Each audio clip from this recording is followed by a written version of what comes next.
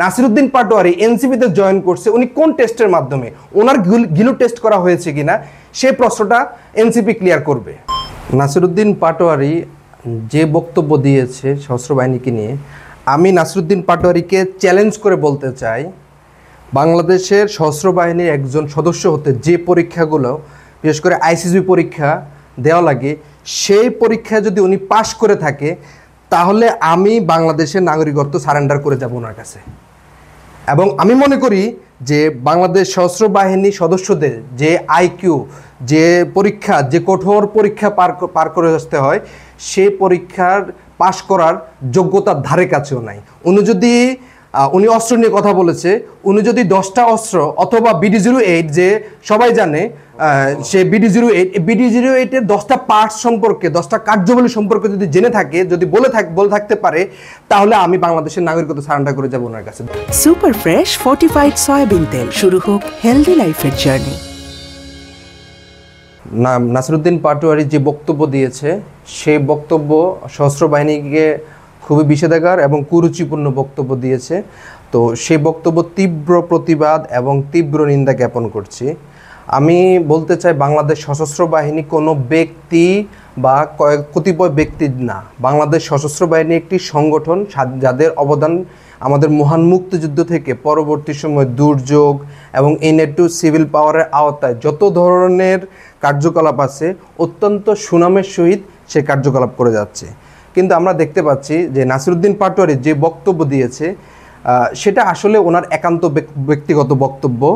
But সে যেহেতু একটি দলকে রিপ্রেজেন্ট করে, তো সে জায়গা থেকে আমি বলবো, এনসিপির যে 4 জন নেতা কক্সবাজারে গিয়েছে, এবং যে বিতর্ক সৃষ্টি হয়েছে, সেটা কি পুরো এনসিপি দায়ভার বহন করে কিনা, এবং সেটা পুরো এনসিপিকে রিপ্রেজেন্ট করে কিনা, ইনক্লুডিং নাহিদ এবং বাকি যারা আছে, সেটা করে না। তার পরবর্তীতে উনি একটা কথা বলেছে যে হলো সশস্ত্র বাহিনীর সদস্যদের মধ্যে গিলু নাই।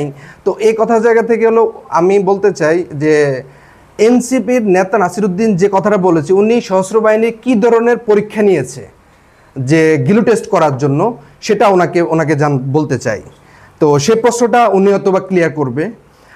আর আমি সর্বোপরি একটা কথাই বলি যে বাংলাদেশ সশস্ত্র বাহিনী এর মধ্যে 2-1 জন খারাপ ব্যক্তি থাকতেই পারে।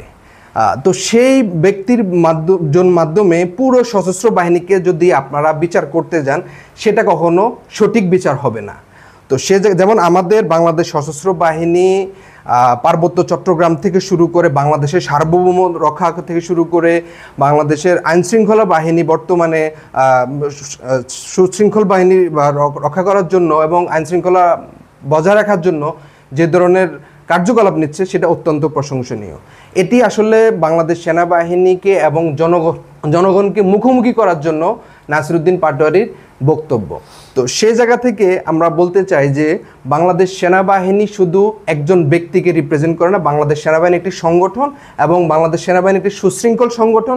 সেই সংগঠনেরকে নিয়ে কথা বলার ওনার সেই আইকিউ বা সেই যোগ্যতা এখনও হয় নাই। আমি নাসিরউদ্দিন পাটোয়ারিকে বলবো, উনি কয়টা অস্ত্রের নাম জানে, যে অস্ত্র নিয়ে কথা বলছে, উনি কয়টা অস্ত্র জানে, সেই অস্ত্র নিয়ে উনি কথা বলুক। বাংলাদেশের যে সশস্ত্র বাহিনী সদস্যদেরকে যারা অফিসার হয়, ওনাদেরকে আইসিসবি টেস্ট হয়, যারা সোলজার থাকে তাদেরকে বিভিন্ন টেস্টের মাধ্যমে আসতে হয়। নাসিরউদ্দিন পাটোয়ারি এনসিপিতে জয়েন করছে উনি কোন টেস্টের মাধ্যমে, ওনার গিলু টেস্ট করা হয়েছে কিনা, সেই প্রশ্নটা এনসিপি ক্লিয়ার করবে। তো সে জায়গা থেকে বলবে, এ ধরনের উদ্ভট বক্তব্য দিয়ে জনগণকে এবং সশস্ত্র বাহিনীকে জনগণের সাথে মুখোমুখি করার জন্য যে অভিপ্রায় এবং দেশে আইন শৃঙ্খলার অবনতি ঘটানোর জন্য যে পায়তারা করতেছে, সে পায়তারা আমরা তীব্র নিন্দা এবং প্রতিবাদ জানাচ্ছি। দেখুন, এনসিপি একবার শোনা যায় বহির্বিশ্বের মদদে চলে, একবার শোনা যায় কিংস পার্টির মদদে বা সরকারের মদদে চলে।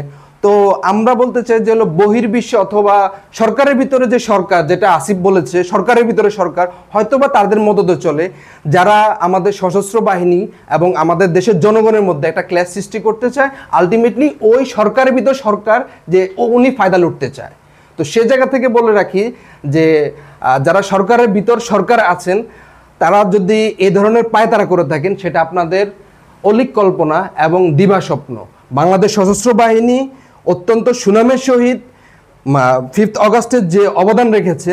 আমি একটা জিনিস বলতে চাই যে যখন বাংলাদেশে গণ অভ্যুত্থান হয়েছে তখন আপনি 3 তারিখে বলেন যে এই মুহূর্তে দরকার সেনাবাহিনী সরকার, আপনি 5 তারিখে সেনাবাহিনীকে বুকে জড়িয়ে নিয়ে আসেন, 6 তারিখে পরে আপনার সেনাবাহিনী ভাল লাগে না কেন? আপনাকে যে এপিসি সাপোর্ট দিচ্ছে না সেজন্য কি আপনার সেনাবাহিনী ভাল লাগে না? আপনাকে ডগ স্কোয়াড দিয়ে আপনার হোটেল চেক করাবে, সেই সুবিধা দিচ্ছে না, না এখন সেই সুবিধা পাচ্ছেন না, সেজন্য কি আপনার সেনাবাহিনী ভালো লাগতেছে না এখন? তো এটা আসলে একটি গোষ্ঠী ওদেরকে ইউজ করে, আমি নাসিরউদ্দিন পাটোয়ারিকে ইউজ করে একটি গোষ্ঠী এই ধরনের পায়তারা করার, এই ধরনের ঘটনা ঘটানোর জন্যই ওরা চেষ্টা করে যাচ্ছে। আচ্ছা, আমি প্রথম জিনিসটা ট্যাক্সের যে ইস্যুটাকে, যে সেনাবাহিনী বাংলাদেশের জনগণের ট্যাক্সের টাকা চলে, সেটা আমি আসলে অ্যাকনোলেজ করি এবং এটা অ্যাকনোলেজ। তো এনসিপি নেতারা যে এপিসির মাধ্যমে আসছে, এপিসি সাপোর্ট নিয়ে, তো সেই ট্যাক্সের টাকা কে দিয়েছে? জনগণই দিয়েছে। তারপরে আমাদের সশস্ত্র বাহিনী যে অফিসার আছে, সোলজাররা আছে, প্রত্যেকের ট্যাক্সের টাকায় কিন্তু তারা কিন্তু ট্যাক্স পরিশোধ করে, ট্যাক্স পরিশোধ বাধ্যতামূলক। আপনি বাংলাদেশের রাজনৈতিক দলের, অধিকাংশ রাজনৈতিক দলের নেতাদেরকে দেখবেন তাদের ট্যাক্সের কী পরিমাণ ট্যাক্স দিচ্ছে তারা, এবং কী পরিমাণ ট্যাক্স দিচ্ছে সেটা জনগণের সামনে পেশ করুক। আপনার নাসিরউদ্দিন পাটোয়ারি আজ পর্যন্ত কী পরিমাণ ট্যাক্স দিয়েছে, তারপরে বাকি যে নেতারা যারা ট্যাক্সের ইস্যুটা নিয়েছে তারা কী পরিমাণ ট্যাক্স দিয়েছে সেটা খোলাসা করুক। দেখা যায় পুরো সশস্ত্র বাহিনীর সদস্যরা যে পরিমাণ ট্যাক্স পরিশোধ করেছে, আমার মনে হয় না পুরো বাংলাদেশের রাজনৈতিক দলের নেতারা সেই পরিমাণ ট্যাক্স পরিশোধ করে। ওকেপি মিশন থেকে যে পরিমাণ ট্যাক্স সরকার, যে পরিমাণ টাকা বাংলাদেশের গভর্নমেন্ট পায়, সেই বাংলাদেশের রেমিটেন্সের বৃহৎ উৎস সেটা হলো সেনাবাহিনীর মিশন। সেই মিশনের টাকা কিন্তু আমাদের দেশের উন্নয়নের জন্যই কিন্তু সশস্ত্র বাহিনীর সদস্যরা দিয়ে থাকে। তো সে জায়গা থেকে এ ধরনের প্রশ্ন আসলে অবাঞ্ছিত।